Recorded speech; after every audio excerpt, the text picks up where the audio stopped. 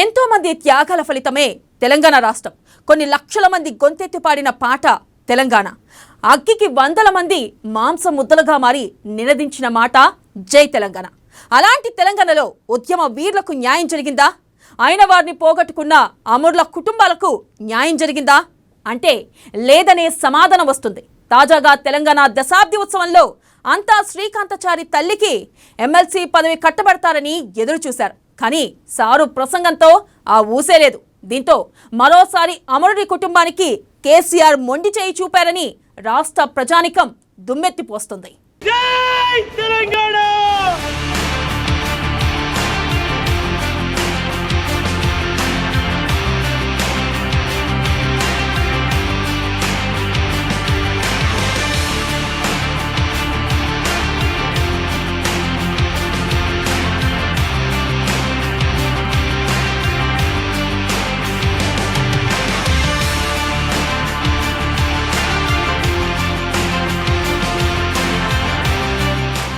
చరిత్రలో తెలంగాణ ఉద్యమానికి ప్రత్యేక పేజీ. అగ్నికి ఆహుతైతూనే జై తెలంగాణ నినాదంతో అమరుడైన శ్రీకాంతాచారి. రబ్బరు బుల్లెట్కు ఎదురొడ్డిన ఉద్యమ గుండెలు. అలుపెరగని పోరాటంలో గమ్యాన్ని ముద్దాడిన తెలంగాణ. అమరుల కుటుంబాలను, ఉద్యమకారులను గాలికొదిలేసిన కేసీఆర్. గవర్నర్ కోటాలో శంకరమ్మకు ఎమ్మెల్సీ పదవి ఇస్తారని ఆశించిన ప్రజానికం. మరోసారి మొండి చేయి చూపిన కేసీఆర్. శాలువాతో సన్మానించి సరిపెట్టిన కేసీఆర్. జై తెలంగాణ!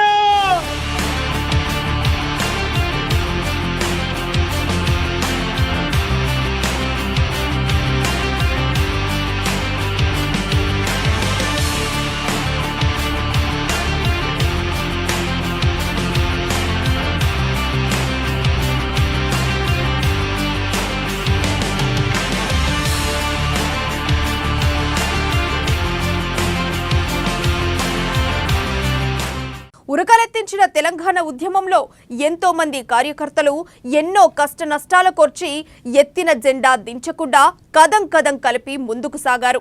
లాఠీ దెబ్బలకు, రబ్బర్ బుల్లెట్లకు, బాష్పవాయు ఘోలాలకు ఎదురొడ్డి నిలబడ్డారు.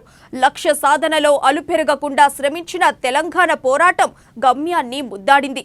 అయితే అలుపెరగని ఈ సుదీర్ఘమైన పోరాటంలో విద్యార్థులు, విద్యార్థి నాయకుల పాత్ర ఎంతో ముఖ్యమైనది. ఈ విద్యార్థులు వివిధ పార్టీల ఆధ్వర్యంలో తెలంగాణ ఉద్యమాన్ని ఉరకలెత్తించారు. తెలంగాణ వచ్చిన తర్వాత గులాబీ బాస్ అమరులకు హక్కున చేర్చుకున్నారా? అవసరానికి ఉపయోగించుకొని ఆక్ పాక్ కరివేపాక్లా తీసేశారా అంటే వందలాది ప్రశ్నలు సమాజం మెదడులో మెదలుతున్నాయి.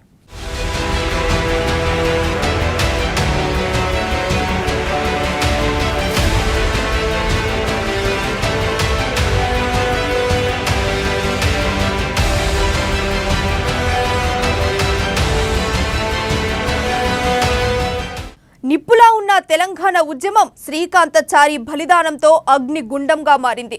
అతడి త్యాగానికి తెలంగాణ ప్రజానికం ఎంత చేసినా తక్కువే అని చెప్పుకోవచ్చు. అలాంటి అమరుడి తల్లికి తగిన గౌరవం దక్కలేదనేది రాజకీయ విశ్లేషకుల మాట. తాజాగా తెలంగాణ అమరవీరుడు శ్రీకాంతాచారి తల్లి శంకరమ్మకు సీఎం కేసీఆర్ మళ్లీ హ్యాండ్ ఇచ్చినట్లు కనిపిస్తోంది. శంకరమ్మకు ఎమ్మెల్సీ పదవి ఇస్తారని ప్రచారం జరిగినా కేసీఆర్ ఆ ఊసే ఎత్తలేదు. దీంతో గత వారం రోజులుగా సాగిన ప్రచారం ఉసూరుమనిపించింది.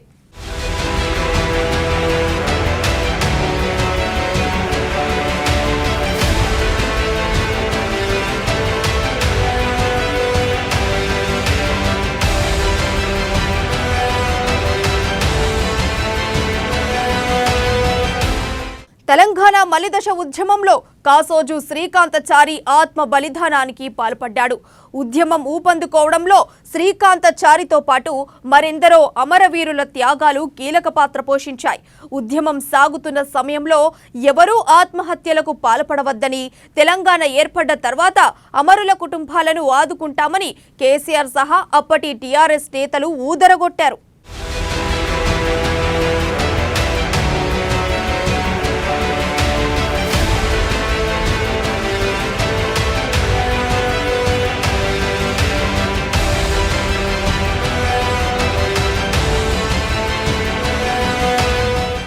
ఎందరో అమరుల త్యాగాలతో అనుకున్నట్లే తెలంగాణ రాష్ట్రం ఏర్పడింది. అమరవీరుల కుటుంబాలకు న్యాయం జరుగుతుందని ఆ కుటుంబాలతో పాటు తెలంగాణ సమాజం ఆశించింది. కానీ బీఆర్ఎస్ ప్రభుత్వం వారిని పట్టించుకోలేదు. శంకరమ్మకు ఎమ్మెల్యే టికెట్ ఇచ్చినా ఆమె గెలవలేకపోయింది. ఆ తర్వాత ఆమెకు ఎమ్మెల్సీ ఇస్తారంటూ చాలా ఏళ్లుగా ప్రచారం జరుగుతోంది. అయితే కేసీఆర్ కానీ బీఆర్ఎస్ నేతలు కానీ ఎవరూ ఈ అంశంపై స్పందించలేదు.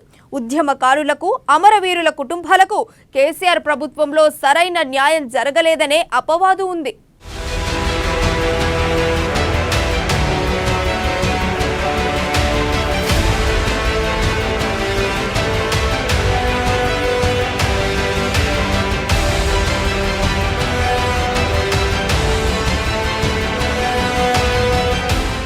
అమరవీరుల కుటుంబాల్ని, ఉద్యమకారుల్ని కేసీఆర్ గాలి కొదిలేశాడని ప్రతిపక్షాలు, ప్రజా సంఘాలు ప్రతిసారి విమర్శిస్తుంటారు. అయితే వారికి సమాధానం ఇవ్వాలి అన్నట్లేమో అమరవీరుల స్మారక స్తూపం మాత్రం నిర్మించారు. హైదరాబాద్ నడిబొడ్డున కోట్ల రూపాయలతో నిర్మించిన స్తూపాన్ని ఇటీవల కేసీఆర్ ప్రారంభించారు. తెలంగాణ దశాబ్ది ఉత్సవాల్ని ఘనంగా నిర్వహించారు. ఈ ఉత్సవాల చివరి రోజు కొందరు అమరవీరుల కుటుంబాల్ని పిలిచి సత్కరించారు. వారిలో శంకరమ్మ కూడా ఉన్నారు. అమరవీరులను గుర్తు చేస్తూ కేసీఆర్ గవర్నర్ కోటాలో ఆమెకు ఎమ్మెల్సీ పదవి ఇస్తారని అందరూ ఆశించారు. దీనిపై సభా వేదికపైనే ప్రకటన కూడా చేస్తారని బాగా ప్రచారం కూడా జరిగింది. ఇప్పటికైనా ఆమెకు న్యాయం జరుగుతుందని అందరూ అనుకున్నారు. నా నిరాహార దీక్ష సందర్భంగా ఒక విచిత్రమైన మలుపు తీసుకోవడం, ఆ మలుపులో పిల్లలు బలి కావడం, చాలామంది చాలా దారుణమైన పద్ధతులు బలైనారు. రకరకాల పద్ధతులలో వాళ్ళ భావన ఏంటంటే మేము సస్తేనన్న కనీసం కేంద్ర ప్రభుత్వం కళ్ళు తెరుస్తుందేమో, బుద్ధి వస్తుందేమో అనే పద్ధతిలో వారి ప్రాణాలను త్యాగం చేసినారు. ఆ ప్రాణాలకు మనం విలువ కట్టలేం. అందిన సమాచారం ప్రకారంగా ఒక 600-700 అమరుల కుటుంబాలకు ఉద్యోగాలు ఇచ్చినాం, ఇంటికి 10 లక్షల రూపాయలు ఇచ్చినాం, ఇల్లు లేని వాళ్ళకి ఇల్లు కూడా ఏర్పాటు చేసినాం, ఉన్నంతలో కొంత సహాయం చేసుకున్నాం. ఇంకా ఎవరైనా ఉంటే కూడా మనం ఉదారంగా సహాయం చేసుకోవచ్చు, దాంట్లో పెద్ద ఇబ్బంది లేదు. అయితే అది మాత్రమే చాలా బాధ పెట్టినటువంటి అంశం. మిగతా ఎన్ని రకాల నన్ను వ్యక్తిగతంగా హింసించినా ఏం చేసినా కూడా నేను బాధపడలేదు. కానీ ఈ అనూహ్యమైనటువంటి ఘట్టంలో ఈ బలిదానాలు జరగడం ఏదైతే ఉందో అదే బాగా నన్ను కలిసివేసింది, బాధ కలిగింది. అందుకే కొంతమంది మూర్ఖులు ఉంటారు అక్కడక్కడ, వాళ్ళకి తొందరపాటు ఎక్కువ ఉంటుంది.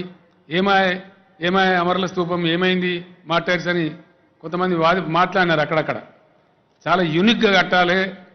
నేను చాలా చోట్ల చూసినాను, మలేషియా, చైనా, సింగపూర్ పోయినప్పుడు అక్కడ మాట్లాడేసి వాళ్ళు ప్రతి దేశంలో కూడా గౌరవిస్తారు కాబట్టి మాట్లాడేసి ఎప్పుడైనా మాట్లాడేసే కాబట్టి అక్కడ మాట్లాడేసి మెమోరియల్స్ నేను చూసినాను. ఆ తర్వాత మిత్రులు రమణారెడ్డి గారు చాలా అద్భుతమైన కళాకారుడు, ఆయన్ని పిలిపించుకొని మా ఇంజనీరింగ్ చీఫ్ మన గణపతి రెడ్డి గారిని కలిపి మాట్లాడి చాలా యూనిక్గా రావాలని చెప్తే మీ భావన ఒక జ్యోతి, వాళ్ళకి అమేష్ జ్యోతి పెట్టినట్టు ఉండాలని ఉద్దేశం ఉంది కదా సార్, నేను డిజైన్ చేస్తానని చెప్పి దీపకలికలాగా ఒక దీపం వెలుగుతున్నట్టుగా బ్రహ్మాండంగా వాళ్ళని కళ్ళలో చూసుకునే విధంగా డిజైన్ చేసి చూపించినారు. కేసీఆర్ మాట్లాడే సమయంలో శంకరమ్మ పేరు ఎప్పుడు వస్తుందా అని అందరూ ఎంతో ఎదురు చూశారు. కానీ అందరి అంచనాలను తలకిందులు చేస్తూ కేసీఆర్ శంకరమ్మకు మరోసారి రిక్తహస్తం చూపించారు. ఎమ్మెల్సీ పదవిపై మాట కూడా మాట్లాడలేదు, ఎలాంటి హామీ కూడా ఇవ్వలేదు. సభా వేదికపై కేవలం శాలువాతో సన్మానించి సరిపెట్టారు.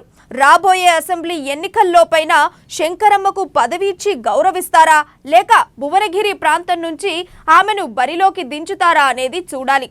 అయితే శంకరమ్మ మాత్రం ఆమెకు సెక్యూరిటీ, పిఏను కేటాయించడంపై మాత్రం మౌనంగానే ముందుకు సాగుతున్నారు.